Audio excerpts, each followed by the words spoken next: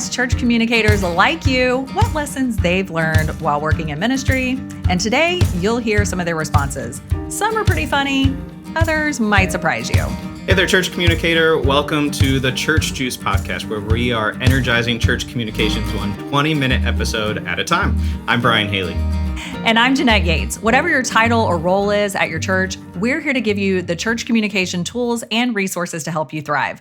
We recently asked church communicators what lessons they've learned in their role worth sharing with the community. And today, we're sharing those lessons with you. That's right. We recently put in the Facebook group, the Church Juice Facebook group, just asking for people's input. What lessons have you learned in your role in ministry and church communications? And some of the responses that we got were actually kind of funny, and we'll get to a couple of them in a little bit. Some surprised me a little bit with what lessons people have learned. Sometimes I feel like I can be kind of a, beating on a drum a little bit, or beating a dead horse, or whatever the saying is. But to hear that people are actually learning things that we talk about is exciting sometimes. So we're going to cover 4 comments that people, your peers, as you watch and listen today, your peers have said that they've learned in church communications. And we'll just kind of, dissect them a little bit and discuss them a little bit. So let's just go for it. The first lesson learned says, no matter how many times and ways that you share about an event, at least one person will ask about it 3 days after it's over. How true is that? Yes, it's very true. And this person is not saying that they'll ask, like, how did it go? What they're saying is they're going to ask, when is it? Oh, I didn't know that was happening. Exactly. And that is something every church communicator can relate to at some point. Hopefully it is more like 1, maybe 2 people, and it's not more than that, but that will happen. And you just have to learn it's not your fault necessarily. I mean, it's always a chance to review your plans. One of the things that you could do, though, is to ask them how they get communications from the church. Right. And then, that may give you some information about, like, oh, well, they only do this one thing. We maybe could promote it there.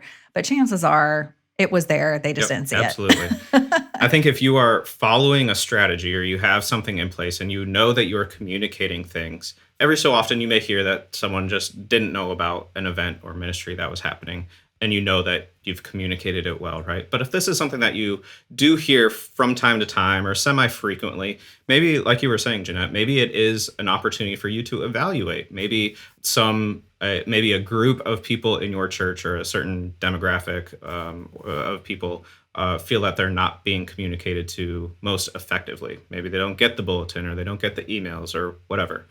Well, one thing that we talk about quite a bit is having a central place for communications, right? Yes. So everything that we do, we should be communicating, we should be promoting things through a multitude of mediums and platforms and all of that, but should always point to one place as kind of your central place of truth, right? Where people can get everything that they need. So if you're pointing everything points to that one place, that may help a little bit as well. Okay, so then this next one says, do your best to create and implement a branded image, i.e. use logo and same color scheme on everything from pins to bulletin to website. It gives the church an organized look and an inviting feel. A hodgepodge of branding feels a bit chaotic and sends the same message. I love this one. Yep. We talk a lot about, sometimes we talk about branding and how important consistent imagery is, consistent color, consistent look and feel. And there are tons of reasons for that. Some of it we can extend to just general marketing principles. Some of it is for the church, so that you can easily recognize and connect what is part of the church, or what is, your individual church. And so that consistency helps make that visual connection, which is important. But when someone actually realizes the importance of that, I think it's awesome. So I followed up with this one, and I asked how they learned about the importance of branding, because we talk about it a lot. And I think most church communicators have kind of this general understanding of, yes, branding is important, consistent look and feel is important, but it's a lot of work, or not everyone's on board, or, there's a myriad of things that can derail that consistency. So I asked how they learned about this important piece, the importance of branding. And she commented back and said that it started a decade ago in 2013. They Wow. created a package, like an identity or a brand package. And because of that, they were awarded a grant from Church Juice, which I actually didn't know about Wow. before my time. But they were awarded a grant to kind of help them implement this package that they created. And because of that, people saw the importance and saw the I love value in that. it. But the second part of what she said, I think, is even more important. And that is that over the past decade, they've heard feedback from their own hospitality committee, their own like guest services team. And they've heard about what works, what doesn't work with new members, with guests. And I think the listening piece is what I love about this. Yes. And Hmm. that listening helps them make adjustments, and it also gives them feedback, and also supported their argument, it supported their original belief that branding cohesiveness played a role in people's initial interest in their church. So I think that was awesome. Yeah, that is really good to hear. And it always feels so good as a church communicator when like something you're doing is making a difference and more people coming to your church in the first place or more people coming back or something. You're like, oh, yay, it's real. I am serving in ministry. It's always just a big, big plus. So I really am glad that they experienced that at their church. Absolutely. So Yeah. if branding is something that you're working on in your church, I'd love to have a conversation with you, and we can talk more about what it means, what it looks like, and we can talk about that. So reach out if I can help you with that. Let's go to this third comment. I think this Oh, I love this this one, topic. the comment itself is just, it's funny. So I'm excited to read it. Using the church bulletin does not a successful recruitment make. I love it. Yes. Yes, it is true. It is true. I love this one because it does point out that, and we talk about this a lot, I think, or we have over the years, over Hmm. so many Hmm. seasons, that, it used to be the case that if something was said from the pulpit or from the stage, or it was in the bulletin, that was as good as Yep. Doesn't get better than the that. town crier. Yeah, Yep. that's it. And now that's just not the case. Not as many people are coming every Sunday to hear that that announcement from stage every single week, to get that bulletin, all of those kind of things. Bulletins are being used yet less and less. Sometimes when you do use a bulletin, it's got a bunch of stuff in it and you don't always see everything. There's lots of reasons. But, you can't just put something on a piece of paper, whether it's a bulletin, a poster, the potty press, my personal favorite church. I do love that. I've never heard it called the potty Church. press though.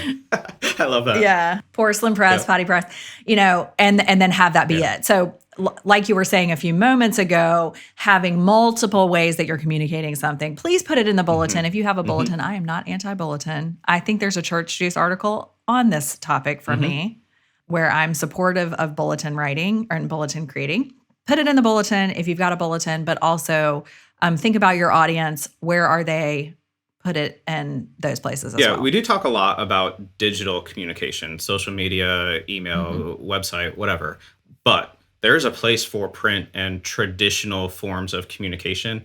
And we're actually going to spend a whole month later this year. I can't remember what month exactly, but coming up, we are spending a whole month talking about traditional forms of communication like the bulletin, because it is an important part depending on your context, Yes. depending on your audience. Mhm. But another piece that I think is important, when we focus too much on the bulletin or on any one single form of communication, we could be missing an entire audience. Because specifically referring to the church bulletin here, if someone doesn't attend on Sunday, they probably don't get the church bulletin. And Right. data show that people are attending less frequently. So even before the pandemic, the average church attender was attending only once a month, once in every 4 weeks. And it's less than that now. Your church may be a little Right. bit different, but overall, that means once a month. And if you're promoting something for 4 weeks, they might see it Yeah. once. So Right. again, like you were talking about, going back to that omni-channel approach is really important, and don't rely on one place to be the only place that you talk about something. All right. So this last one here that we're going to talk about, I like this one. I like these all. I like them all. They're all good. But this is something that is so true, and so many churches are kind of struggle with Mm. this. So I love that we're talking about this. So the lesson is less is more. Try not to clutter your communication channels by including anything and everything. If people are getting bombarded with information that doesn't apply to them, they'll stop paying attention. Yes.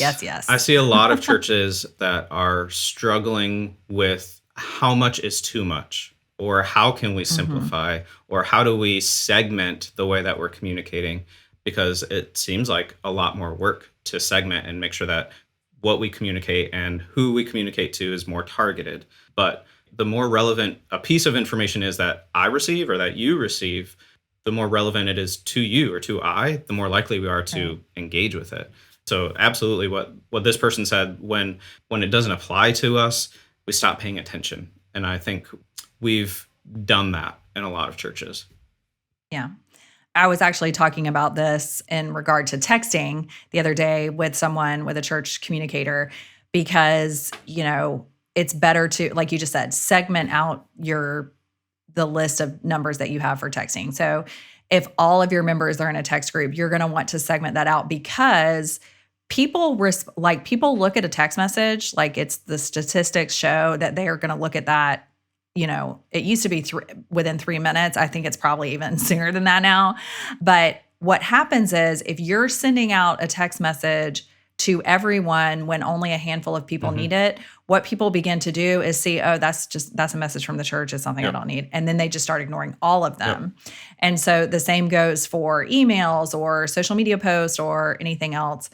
You want to make sure that you are getting that relevant information, which is why we talked about doing that with the bulletin. It's like, put it in the bulletin, but also put it in other relevant places, right? Relevant places is the key. And not everything needs to go in the bulletin then either. Any form of communication should be, you should have an audience in mind, or if it's something like email or texting, where you can actually split a group up and, I guess drill down to a specific audience even more. The more you can do that, the more successful your communication, your engagement is going to be with your communication. So I think that's really important.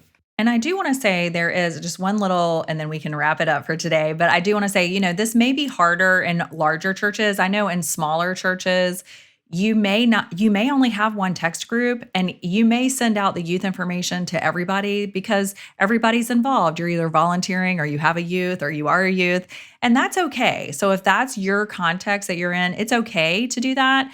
But then as your church grows, as you get more things on the list of what's happening, then you want to start thinking about segmenting. So I'm just shout out to those teeny tiny churches. When you segment out your list, if there's only 2 people on it, maybe, I don't know, like it just depends.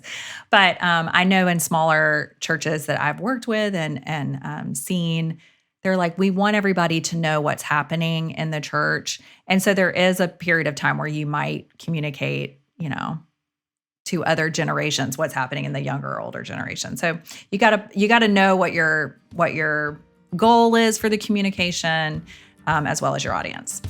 No, I think that's really important. Context changes, right? A rural church that's 50 people is going to communicate a lot differently, likely, than an urban church of 200, because the audiences are different, the size of the way that we're communicating, even the amount of things that are happening, that varies so much. And so if you are a small church, then yes, absolutely, you may put everything in everything. But the underlying principle is still true. You don't need to put all the information. You don't need to say yes to everything either. You need to know who your audience is, and you need to know who connects best with this form of communication, print, bulletin, text messaging, whatever. Right. And I think that helps the effectiveness with connecting to people, or connecting with people. Hey, well, as we wrap up, I wanted to let you know, or remind you, if you've already heard about it, but later this month, we at Church Juice are hosting a live 1-hour webinar, and I would love for you to be a part of it. The webinar is free. Like I said, it is 1 hour. It is in a couple weeks, and we are talking about getting started in church communications. So if you are just getting started, or someone you know is just getting started in church communications, make sure that they sign up and take part in it. And if you've been in church communications for a while, I promise you there will be some good reminders. Maybe you'll even still learn a thing or two. So I'd encourage you to sign up. You can find the link to the webinar, of course, on our website, but in the show notes for today's episode as well. On behalf of Church Juice and everyone at Reframe Ministries, thanks for watching. We'll see you next week when we talk with a member of the Church Juice community about their experience in becoming a church communications leader.